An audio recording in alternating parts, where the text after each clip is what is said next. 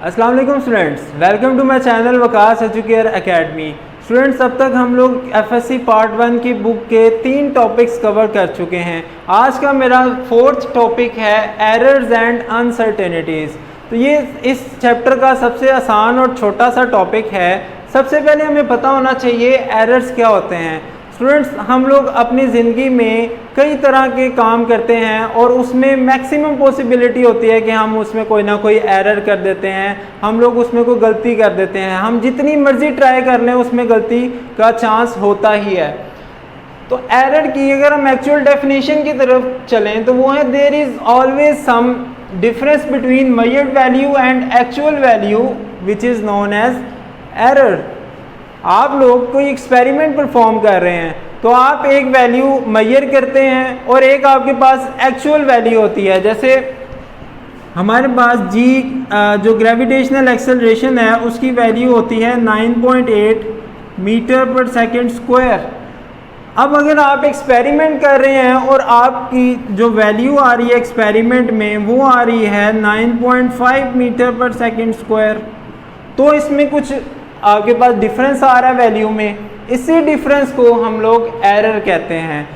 अब इसको फाइंड करने का जो हमारे पास फॉर्मूला है वो होता है एरर इज इक्वल्स टू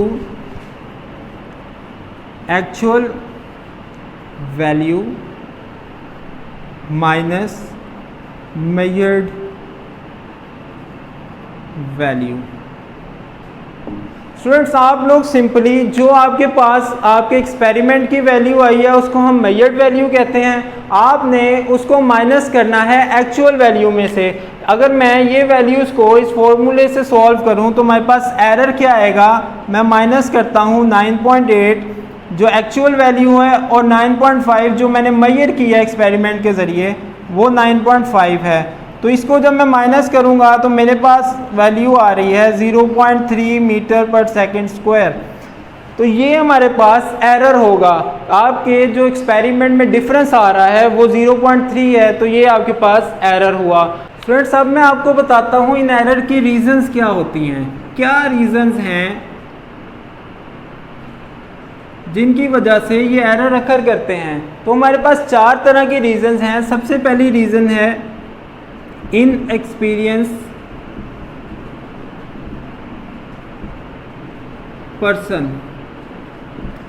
अब एक इंसान है, उसको एक्सपेरिमेंट का आइडिया ही नहीं है, अपरेटस को यूज़ कैसे करना है, उसको कोई एक्सपीरियंस ही नहीं है, तो वो ज़रूर कोई ना कोई गलती करेगा। मैं आपको एक एग्जांपल देता हूँ। आप शोरूम से एक गाड़ी ख़रीदने जाते हैं, आप वो गाड़ी स्टार्ट होती है पुश बटन से और आप वो डीलर को कह रहे हैं भाई मुझे चाबी दो इसकी, मैं कैसे स्टार्ट करूँ इसको, हालांकि वो स्टार्ट होनी है पुश बटन से। तो इस तरह से अगर आपको एक्सपीरियंस ही नहीं है गाड़ी चलाने का तो आप कोई ना कोई एरर करेंगे। दूसरी हमारे पास रीज़न आती है पर्सन्स फॉल्ट। इसका मतलब है कि आपको एक्सपेरिमेंट परफॉर्म करना तो आता है लेकिन आप केयरलेसनेस शो कर रहे हैं। आप जिस ऑपरेटर से परफॉर्म कर रहे हैं आप उसको बिल्कुल सीधे तरीके से नहीं देख रहे। सपोज आपके पास एक बीकर है और उसमें ये स्केल बना हुआ है रीडिंग्स का 1 2 3 4 5 6 और इसमें आपने पानी का लेवल चेक करना है। तो जब आप इसको बिल्कुल सीधे से नहीं देखेंगे, बिल्कुल स्ट्रेट सामने आपकी आंखें नहीं होंगी, तो आप रीडिंग्स को ऊपर नीचे करके देख जाएंगे। जैसे आप अगर ऊपर से देख रहे हैं तो आपको इसकी रीडिंग 5 नज़र आएगी, नीचे से देख रहे हैं तो आपको 6 नज़र आएगी। तो आपने एक्सपेरिमेंट करते हुए ये ध्यान रखना है कि आप बिल्कुल होशो हवास में हैं और आपने बिल्कुल सीधे देख के उस प्रैक्टिकल को परफॉर्म करना है। तो इस तरह से आपके पास सही रीडिंग आ जाएगी। तीसरी बात अगर हम करें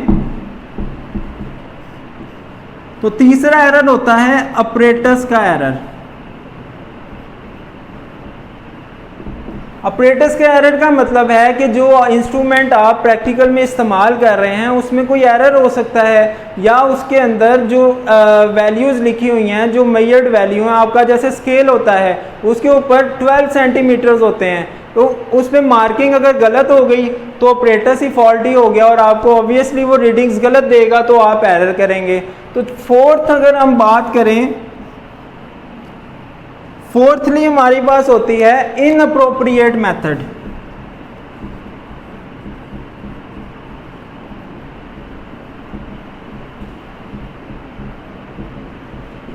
इनअप्रोप्रिएट मेथड का मतलब ये है कि आप हर चीज़ को परफॉर्म करने का एक मेथड होता है, एक तरीकाकार होता है। अगर आप उस तरीकाकार को फॉलो नहीं करते तो आप कोई ना कोई एरर करेंगे। जैसे आपने लेंथ मेजर करनी है किसी चीज़ की, तो आपको पता ही नहीं है मैंने उसको मेजर कैसे करना है। आप कभी स्केल को, अगर उसकी आपने लेंथ ऐसे हॉरिजॉन्टली फाइंड करनी है तो आप स्केल को वर्टिकली रखेंगे, तो ये तो इनअप्रोप्रिएट मेथड हो गया। आपने मेजर करना है उसको हॉरिजॉन्टली, तो आप स्केल की डायरेक्शन भी इस तरह से रखेंगे। तो ये स्टूडेंट्स आपके पास रीजंस होती हैं कि आप एरर्स किन रीजंस की वजह से कर रहे हैं। अब हम चलते हैं एरर्स की टाइप्स की तरफ। तो एरर हमारे पास मेनली दो टाइप के होते हैं। एक हमारे पास होते हैं रैंडम एरर,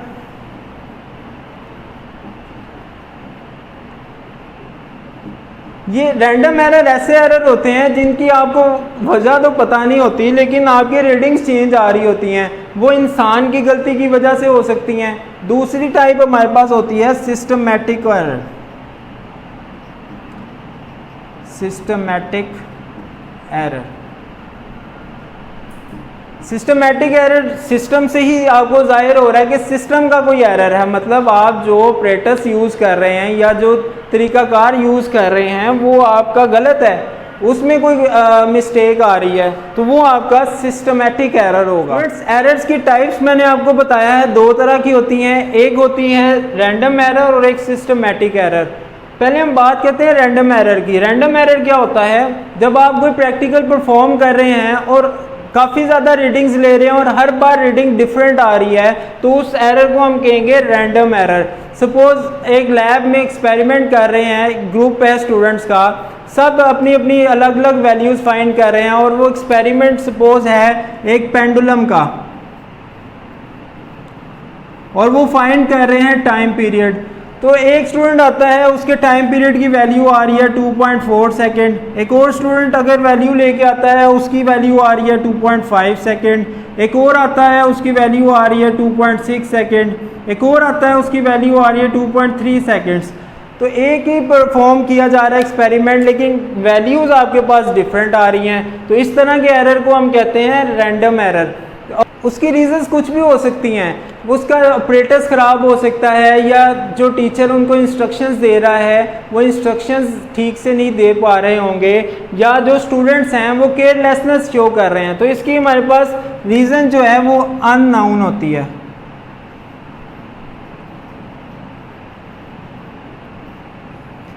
तो अगर हम इस एरर के सॉल्यूशन की बात करें तो हर एरर का कोई ना कोई सॉल्यूशन तो होगा ही। तो इस एरर का सॉल्यूशन होता है, आप इन सारी वैल्यूज़ का एवरेज ले लेते हैं या मीन ले लेते हैं।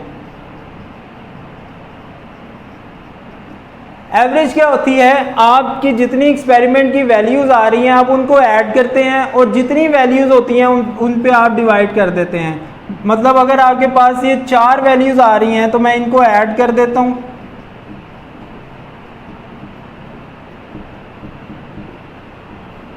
और डिवाइड कर देता हूँ कितनी ये वैल्यूज़ हैं। तो ये हैं 1 2 3 4 वैल्यूज़ हैं, तो मैं इस पर डिवाइड कर देता हूँ। तो जो आपके पास आंसर आएगा सेकंड्स में, वो आपके पास एक करेक्टेड आंसर आएगा, या उसमें आपने एरर को रिड्यूस कर लिया होगा। स्टूडेंट्स, दूसरी तरफ अगर हम बात करें तो हमारे पास दूसरा एरर है सिस्टमैटिक एरर। ये किसी भी सिस्टम का एरर हो सकता है, यानी आप अगर जो ऑपरेटर्स यूज़ कर रहे हैं वो फॉल्टी हो सकता है, या उसके ऊपर जो मार्किंग हुई हैं वो गलत तरीके से हुई होती हैं। जैसे आप लेंथ मेजर करने के लिए स्केल यूज़ करते हैं, उसके ऊपर रीडिंग्स होती हैं आपके पास सेंटीमीटर में और मिलीमीटर्स में। तो कुछ अगर आप कंपेयर करें अपने उस स्केल को किसी और स्केल से, तो उसकी मार्किंग्स गलत हुई हो सकती हैं। तो सिस्टमैटिक एरर की ये वजह हो सकती हैं। अगर इसकी डेफिनेशन की तरफ चलें, This error refers to an effect in which all measured values of a particular quantity influenced equally। तो अगर आपका जो ऑपरेटस है वही ख़राब है तो आप उससे जितनी भी वैल्यूज़ लेंगे वो सारी ख़राब आएंगी। इन्फ्लुएंस्ड इक्वली का मतलब ही यही है कि सारी वैल्यूज़ इक्वली ख़राब आएंगी। अब इस एरर की रीजंस की तरफ चलते हैं। पहली रीज़न है ज़ीरो एरर।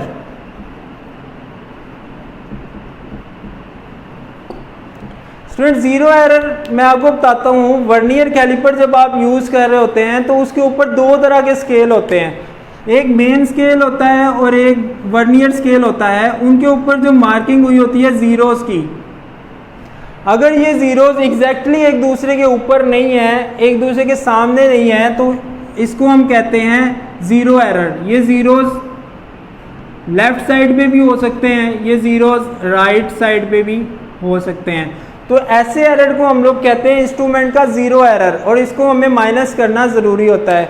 दूसरी तरफ अगर हम बात करें तो दूसरी तरह का एरर हमारे पास आता है फॉल्टी मार्किंग ऑन इंस्ट्रूमेंट।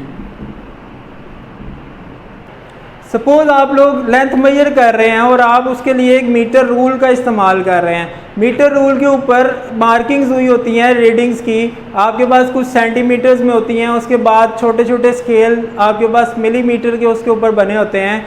तो अगर वो मार्किंग्स गलत हुई हों किसी फॉल्ट की वजह से, तो उसकी वजह से भी आपका जो सिस्टमेटिक एरर अकर कर सकता है। अब हम बात करते हैं इस सिस्टमेटिक एरर का सोल्यूशन क्या है। तो आप क्या करें, आप कंपैरिजन कर लें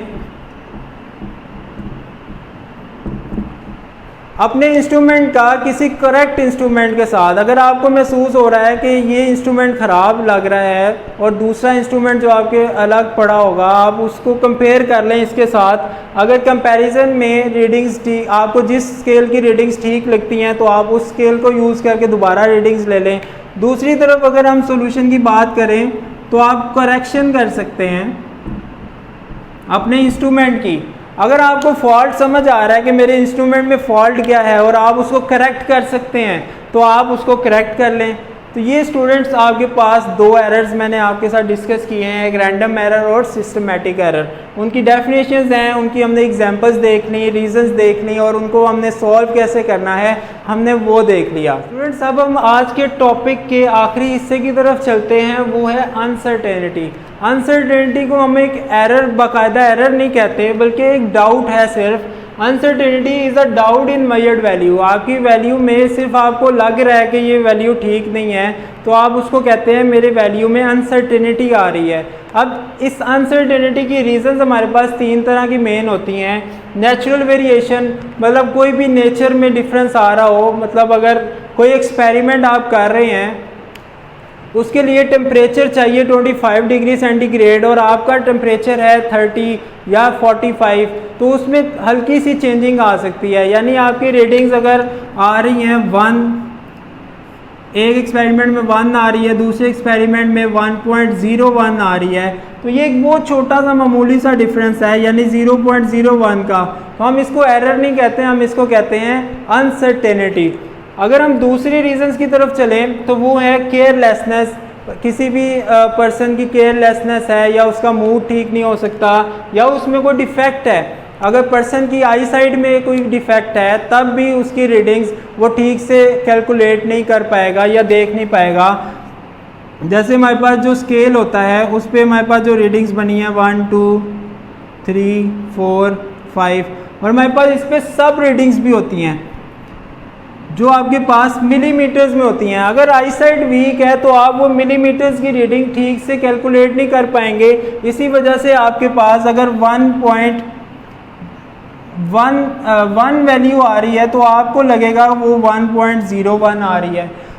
तो ये आपके पास रीज़न हो सकती है जब कोई पर्सन डिफेक्ट है, जिसके अंदर कोई डिफेक्ट है। तीसरी बात हम करते हैं लिमिटेशन ऑफ इंस्ट्रूमेंट। अब आपने अगर कोई बड़ी लेंथ फाइंड करनी है लेकिन आपके पास जो स्केल है वो आप छोटा स्केल यूज़ कर रहे हैं 12 सेंटीमीटर्स वाला, लेकिन आपकी जो वैल्यू है, आपने कपड़ा अगर मेजर करना है तो आपको काफ़ी बड़ा होता है कपड़ा, उसको मेजर करने के लिए अगर आप छोटा स्केल यूज़ करेंगे तो आपको सपोज़ ये लेंथ है आपके कपड़े की, तो आपने आपके पास स्केल की लेंथ इतनी है, तो आप कभी इसको यहाँ तक लेके आएंगे, फिर इस स्केल को प्लेस करेंगे यहाँ पे, तो इसमें डिफरेंस आ सकता है, आपकी वैल्यू एग्जैक्ट नहीं आ सकती। आप स्केल को थोड़ा आगे पीछे रख सकते हैं मेजर करते हुए, तो आपके पास अनसर्टेनिटी आ सकती है आपकी वैल्यू में। तो स्टूडेंट्स ये आपके पास अनसर्टेनिटी है। तो अगर हम इसके सॉल्यूशंस की बात करें तो आप जो एक्सपेरिमेंट, अगर आपके एक्सपेरिमेंट हवा अगर उस पर इफ़ेक्ट कर रही है तो आप ऐसी जगह पे करें जहाँ पे हवा ना हो। अगर उस पर टेम्परेचर इफ़ेक्ट करता है तो आप ऐसी जगह पे उसको एक्सपेरिमेंट को परफॉर्म करें जहाँ पे उसका रिक्वायर्ड टेम्परेचर है। और दूसरा डिफेक्ट जो है वो तो पर्सन का डिफेक्ट है, अगर वो ठीक करवा ले तो ठीक है, उसका एरर ख़त्म हो जाएगा। तीसरी लिमिटेशन ऑफ इंस्ट्रूमेंट, तो हम इंस्ट्रूमेंट वही यूज़ करें ताकि आपकी जो रीडिंग है आपके रिक्वायर्ड आ जाए, आपको बार बार जो इंस्ट्रूमेंट है उसको कहीं और मूव ना करवाना पड़े। इससे हम लोग अनसर्टेनिटीज़ को ख़त्म कर सकते हैं। स्टूडेंट्स ये था आज का हमारा टॉपिक 1.4 जो कि एरर्स और अनसर्टेनिटीज़ पे था। आइंदा आने वाले लेक्चर में हम लोग टॉपिक 1.5 को डिस्कस करेंगे जो कि है सिग्निफिकेंट फिगर्स। तो आप लोगों ने मेरे चैनल को सब्सक्राइब करना है और मेरी इस वीडियो को लाइक करना है। Thank you so much.